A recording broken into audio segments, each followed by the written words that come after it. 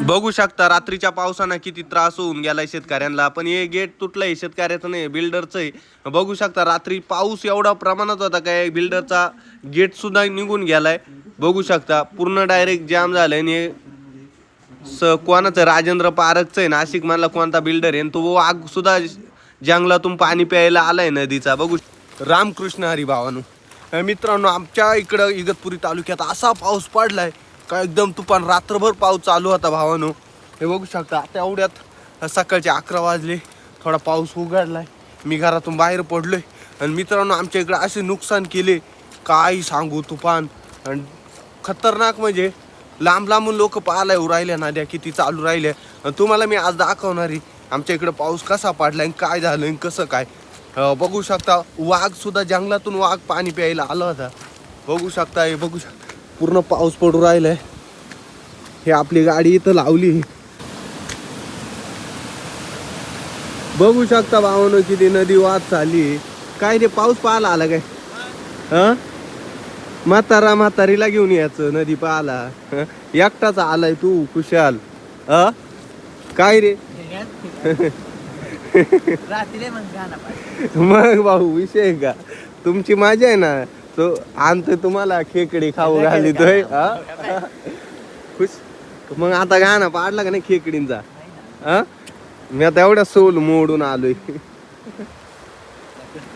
काय नको ना, चाल इकडे.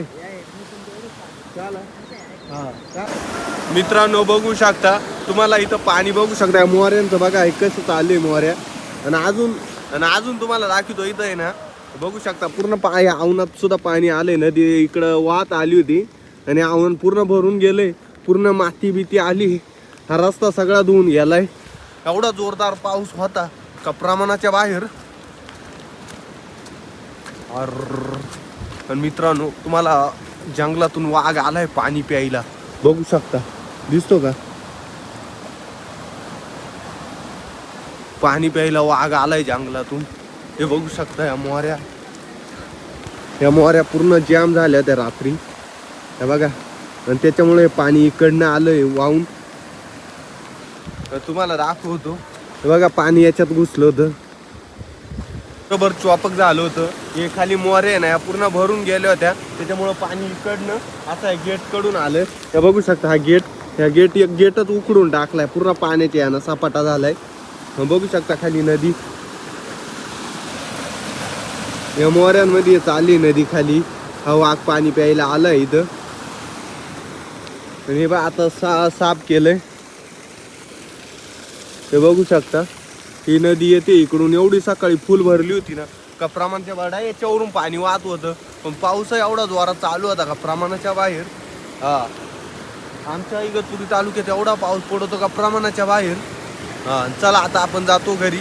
पाऊस आलाय. आणि मित्रांनो, व्हिडिओ कसा वाटला हे नक्की सांगा. आणि सबस्क्राईब करा विसरू नका. जय हिंद जय महाराष्ट्र. दररोजच्या आपला सकाळी 8 वाजता ब्लॉग पडणार म्हणजे पडणार. जय हिंद जय महाराष्ट्र.